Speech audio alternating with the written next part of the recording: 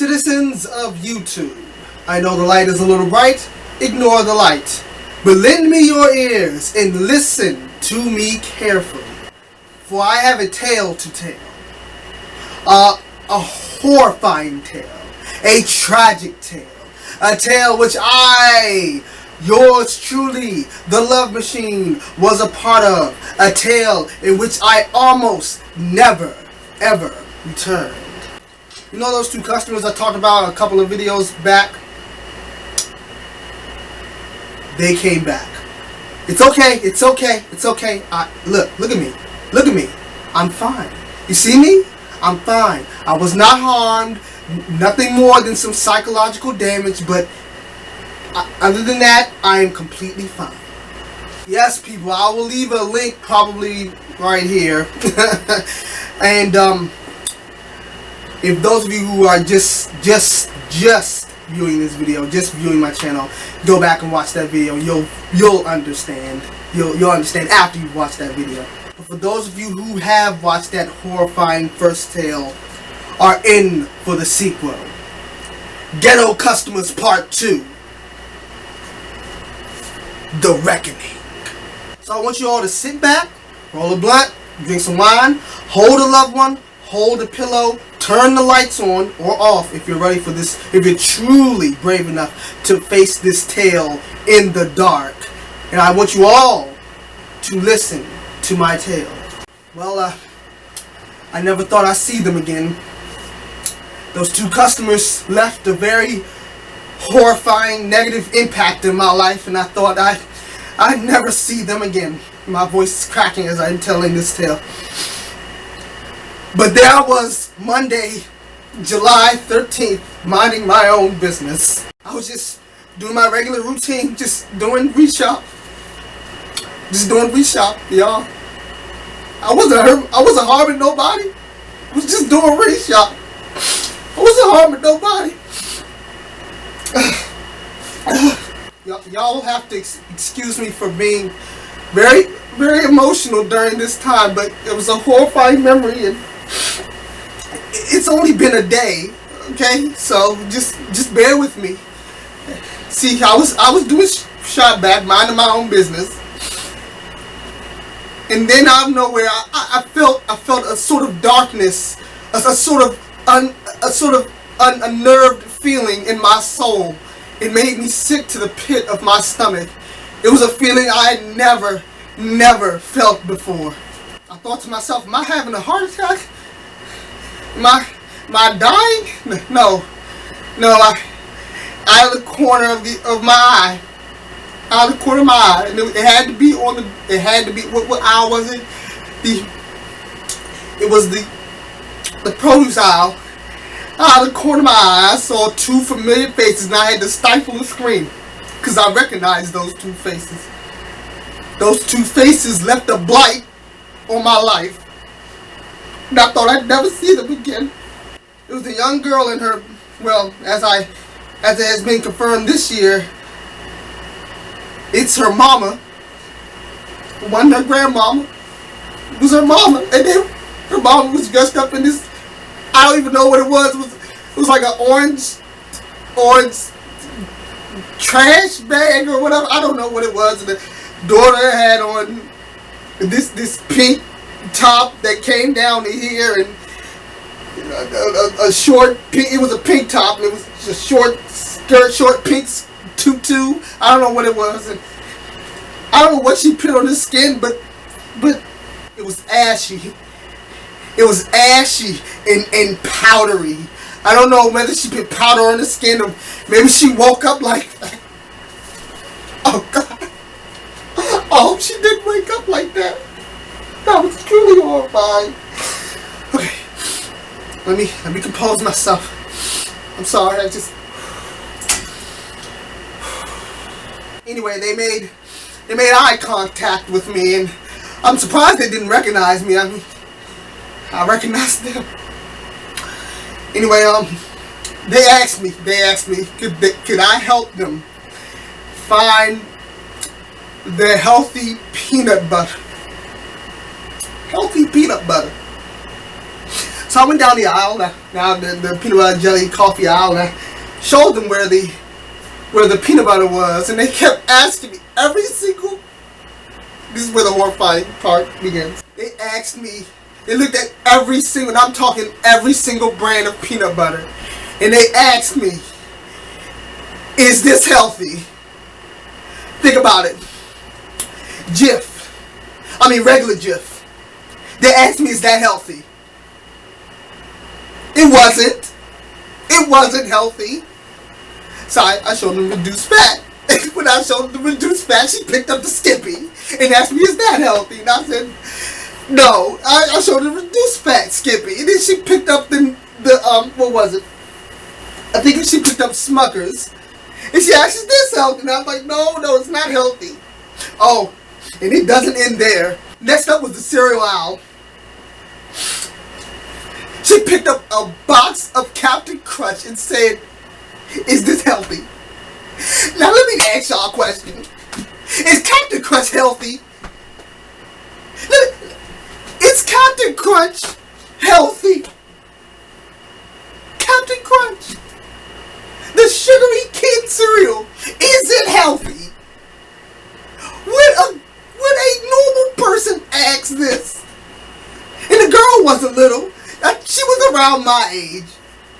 She was not little. I didn't even call her a girl. That was a woman. A woman. I showed her all the healthy, non-sugary cereals, right? I showed her the cornflakes, the Kicks, the corn pops, the Special K original. And then she picked up the freaking box of Cocoa Puffs and asked me, was it healthy? And then, oh, here go her mama. But she get that all the time. That has to be healthy. She get that all the time. It has to be healthy. I'm like, what? I pick up chicken all the time. I used to eat hot dogs all the time. Does that mean it's healthy? Does that mean hot dogs are healthy? Because I can eat it? Just because you can eat it doesn't mean it's healthy.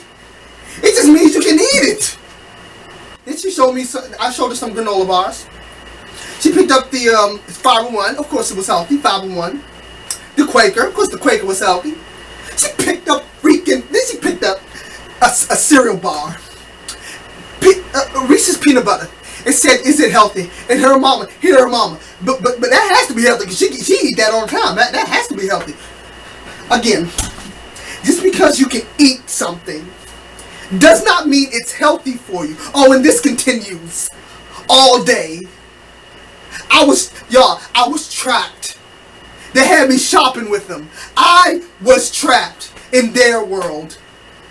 I was no longer in regular world where things made sense. I was in their world. And there was no escaping. There was no escaping. Then she asked me where the healthy milks are. Milks. Milk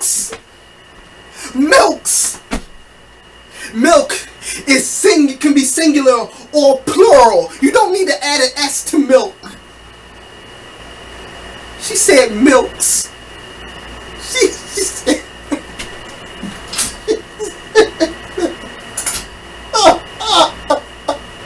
and just like the cereal aisle, every freaking milk we passed, she asked, was it healthy?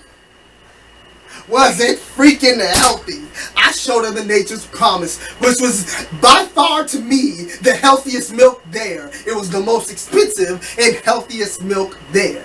I told him it was pretty expensive, but it was healthy. But she kept asking, is it healthy? Is it healthy? It's not the healthiest. Is it healthy? Is it healthy? And I kept telling her yes, it is. But it's expensive. The story doesn't end there, people. It don't end there. Next was the noodles aisle. No, was it the noodles aisle? Did we go down the sauce aisle? No. We went straight towards the noodle aisle. Just skipped a couple aisles. But on the way to the freaking noodle aisle, she kept asking me, we went past the bakery. And every single cake that we passed, I mean chocolate from chocolate to lemon to cheesecake. She asked, was it healthy? Oh, she kept stopping the eggs. I just wanted to get it over. She kept stopping. So finally, we get to the noodle aisle. We get to it. We get to the noodle aisle. Finally, I'm talking about the macaroni and cheese noodle aisle, not the boiled noodle aisle. The noodles you have to boil, but yeah, we get to the packaged noodles aisle and soup and stuff. And every single thing we passed. I'm talking every single thing we passed. From pork and beans to Campbell's chicken noodle to tuna fish. She asked to macaroni and cheese. She asked to chili. She asked, was it healthy? Is this healthy? Is this box of macaroni and cheese healthy? Is this pasta sides healthy? Is this Campbell chicken noodle soup healthy? Is this pork and beans healthy? And her mom, but she eat that all the time. Bitch, just because you can fucking eat it doesn't mean it's fucking healthy for you. How many times does somebody have to explain it to you? Finally, I got her 4 fucking cans of tuna fish and chicken noodle fucking soup. Y'all, I could have been doing something better that day. I could have been doing something better. So finally, we went toward the condiments aisle, and I'm telling you that, I mean, fat-free or reduced fat stuff is just all over that aisle, okay? But again, every single item we freaking passed, they had to ask, was it healthy? From ketchup to oil to mayonnaise. And that's the one thing that they really wanted was fucking mayonnaise. And I showed them the healthy mayonnaise. And they kept asking about the Miracle Whip. And I showed them the Miracle Whip. And I told them about the Miracle Whip. And I told them about the mayo. And I told them about real mayonnaise, how it's not as healthy as everything else. But they kept asking me, is it healthy? Is it healthy? Is it healthy? Is that healthy? Mayonnaise, y'all. Mayonnaise. Y'all, all this shit that they kept asking, it really wasn't that involved. It wasn't that involved. Okay? But they kept asking me. And the car was already like up to here with shit that they probably couldn't afford. But they just kept buying it. And this is what our government is paying for. This is what our government is paying for. It's enabling behavior like this. Because you know they was on food stamps, right? I'm not even just guessing or just saying that. Like when they came up to the line, they paid with food stamps. Food stamps. Food stamps. Y'all, I believe God was testing me that day. I believe God, our Savior, the Lord Almighty, was testing my resolve that day to deal with people like that anyway, because they almost drove me up a wall. But no, that's not the end of it. We get down to the meat department and they asking about chicken. What type of chicken is healthy? In my opinion, any raw chicken that's up there is not as healthy as everything else. But I gave them the whole chicken. Let it be. Then they decided to go back to the fucking condiment aisle because they want barbecue sauce. We were just done with the condiments aisle and they wanted to go back. Again, they kept asking me which barbecue sauce was healthy, and I got it for the healthiest barbecue sauce for them. But moving on to the last aisle on the list, and that is the frozen food section. I finally there was a customer there that made sense of it all. I was glad I had a glimpse of regular world. That customer was my ticket out of here. That customer was the key to getting out of their world. I ran past one of my coworkers and I was like, help! Please, help me, please! Help me, please! Help me, please! But they couldn't. They didn't want to get sucked into the same world I was in. So they just ignored me. They said, I'm sorry, I can't help you. They knew them. I knew them. And they was like, I'm sorry, I can't help you. They wouldn't help me, y'all. They wouldn't help me. They wouldn't help me. I was trapped and they left me there.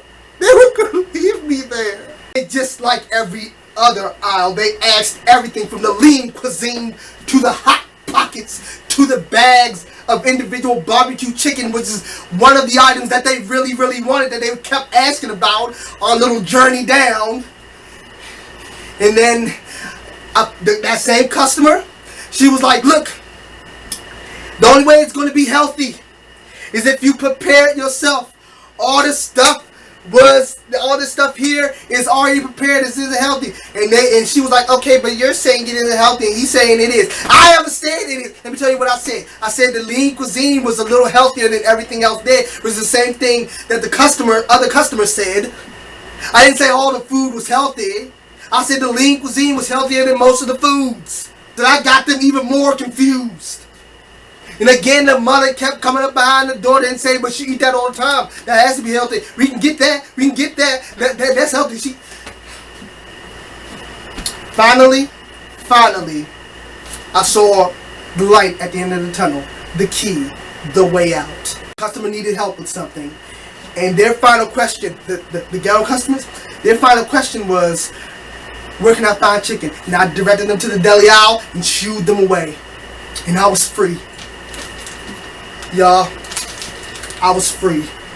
But, y'all, when I tell you that my head was throbbing and my nose was burning, I mean, if I stayed with them any longer in that world, my brains would have leaked out of my nose and ears onto the floor.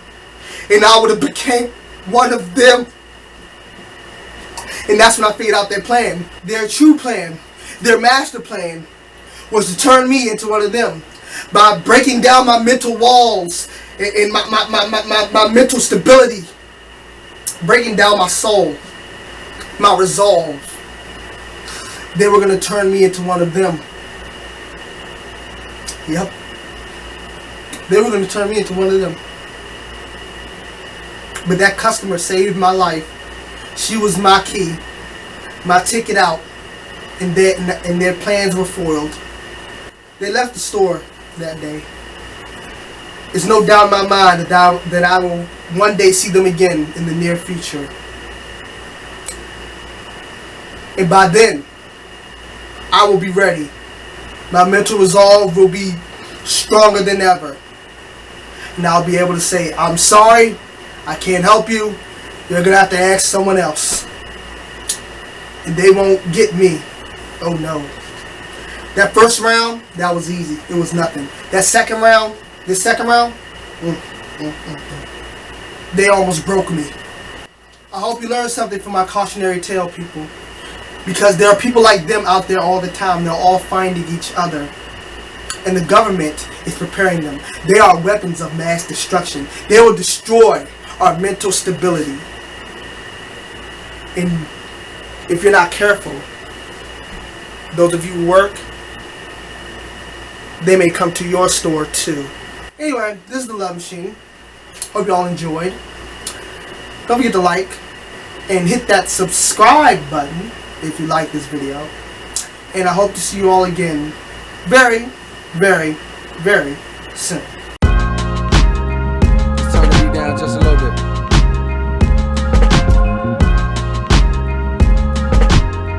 Hey, yeah, they say anything's possible. You got a dream like you never seen obstacles. Chasing obscene profits, so we ain't stopping for the red lights. Look at my review, all I see is niggas.